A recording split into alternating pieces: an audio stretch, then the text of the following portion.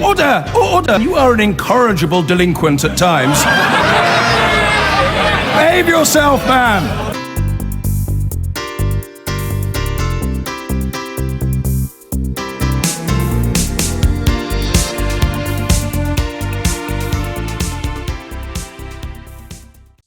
Now, British politics over the last few weeks has been dominated by Jeremy Corbyn's election as Labour leader. But the publication today of the first extract of a book by the former Conservative Party treasurer, Lord Ashcroft, has turned the spotlight firmly onto the Prime Minister. The book, Call Me Dave, makes a series of outlandish allegations, as we just heard, against David Cameron, including a startling claim of youthful debauchery involving a dead pig. Mr. Cameron's friends have rebutted the claims, but how damaging could they be? Here's Porrick O'Brien. As throwing your toys out of the cot goes in politics, Lord Ashcroft's critics are saying it doesn't come much more salacious or bizarre. Heady tales of drug use and porcine hijinks, and all set to the sound of Supertramp. Lord Ashcroft and journalist Isabel Oakshott's unauthorised biography of David Cameron is serialised in the Mail starting today. There's history here. Ashcroft talks openly about having a personal beef with the Prime Minister. For example, when offered a junior position in the Foreign Office, he said today, "After ploughing some £8 million into the party, I regarded this as a declinable offer. It would have been better had Cameron offered me nothing at all." Ashcroft insists, though, this is not about settling scores. Today's instalment, mainly using anonymous sources, paints a picture of a young man who liked clubs. The Fam Club, for example, who sat around getting stoned, listening to Supertramp.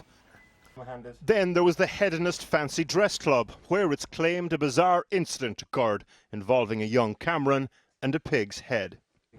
Very embarrassing, I should think, on a personal level for David Cameron to be at least accused of these things. We have no way of knowing about their veracity. But I also wonder if it's slightly damaging for Lord Ashcroft as well. I wonder whether he just is in danger of looking a little bit small for making these sorts of charges against the Prime Minister. The problem with this kind of salacious stuff, it sometimes forces politicians to, if not deny it, to respond to it. Cue George Osborne today. Do you think the Prime Minister has been damaged by these allegations? Well, I haven't seen that book. But to your point on nuclear power, look. The pig's head, of course, has everyone talking. Other parts of the story more interesting. Ashcroft, for example, says that Cameron knew there were question marks over his tax affairs and cites a conversation with him in 2009 where he discussed how we could delay revealing my tax arrangements until after the election. The book also notes that David Cameron moved from a more progressive, relaxed approach to drug criminalisation to a much harder one over the years. Once upon a time, according to the book, he felt the law was unduly harsh on people caught with cannabis, which has clearly never done him any lasting harm. Downing Street today said they're not intending to dignify the book by offering comment. That hasn't stopped others. Porrick O'Brien reporting. Well, earlier I spoke to the journalist Toby Young, who was also a contemporary of Mr. Cameron's at Oxford University, and I began by asking for his reaction to these allegations. We've heard such a lot about this particular book. He's been working on it for years. He paid a great deal of money to lure an award-winning investigative journalist from the Sunday Times, Isabel Oakshott, to work on the book. He spent allegedly millions of pounds on teams of researchers, and the headline-grabbing, sensational story is this completely implausible nonsense about an initiation rite into the Piers Gaveston Society. You know, I've done numerous pieces of research, and people were perfectly happy to dish the dirt on their activities at the Bullingdon, but no one mentioned that the Prime Minister had been a member of Piers Gaveston. I think they would have done if it was true. So if this is really the kind of the centrepiece of Isabel Oakshott and Lord Ashcroft's book, I mean, it is hugely disappointing for those of us who've been waiting with bated breath for about 5 years. But even without these particularly new lurid details, I mean, the point for the Prime Minister is it conjures up an image of a posh toff who is, you know, too indulgent too decadent, there's too much excess. It is precisely the kind of image that he wants to avoid. Well, I think the Prime Minister's enemies have been making these sorts of allegations now ever since he was elected leader of the Conservative Party 10 years ago. You know, it hasn't done him much damage so far. It didn't prevent the Conservatives winning an overall majority at the last general election. I think, you know, we now have quite a bit to go on when assessing the Prime Minister. 5 years in Downing Street, 10 years as leader of the party. I don't think tittle-tattle from his days as an undergraduate at Oxford 30 years ago, and particularly completely implausible tittle-tattle like this, are going to make the slightest impact on his reputation. What about the non-dom accusations that Cameron knew about Lord Ashcroft's non-dom status before he made it public? Is that not a bit more damaging? Well, I think the non-dom allegation might be more damaging if the source for that allegation was a bit more credible. But the source is Lord Ashcroft, who has more or less admitted that his reason for writing this book is to exact revenge on the Prime Minister for not giving him a senior government job in 2010. I mean, I actually don't think the Prime Minister emerges too badly from this entire episode. It looks very much like a billionaire non-dom spent £8 million trying to buy his way into high political office. He was quite rightly rebuffed by the Prime Minister, so this is his tawdry attempt to get revenge. Toby Young talking to me earlier, and we're joined now from Westminster by the co-author of that book, the political columnist Isabel Oakshott. Thanks for coming on the programme, Isabel Oakshott. Now, you heard Toby Young there call it just a load of tittle-tattle. Where's the evidence for the allegations that you make in the book, especially the ones about the dead pig?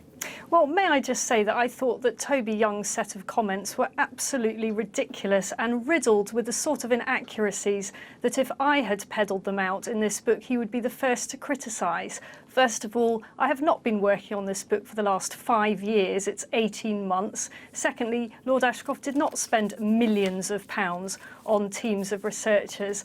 And as to the dead pig, look, this was just a few paragraphs in the middle of a book which is some 200,000 words long. So let's look at the book as a whole when it comes out and make a judgment then. But this paragraph, these couple of paragraphs, have caught the public's imagination. Well, I won't deny that. OK, they've caught and you must have known that when you wrote them. So what is the evidence for these allegations? Because they are really quite extraordinary.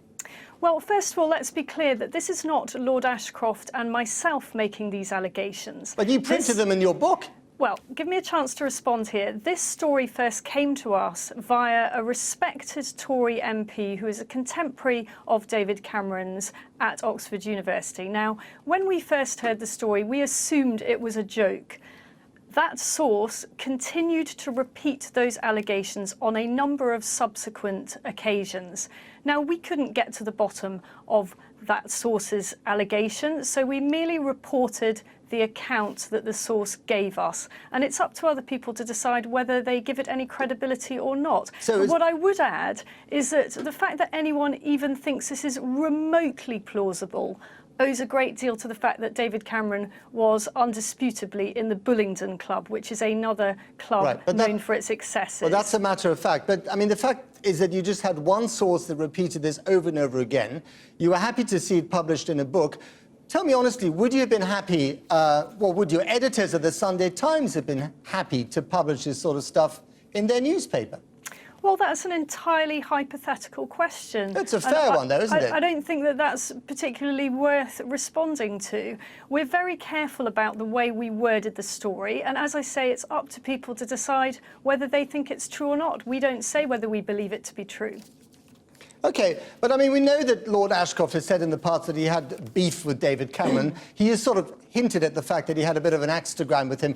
Why would you, as a serious journalist, attach yourself to a project that had revenge, as the Daily Mail put it on the front page today, written all over it?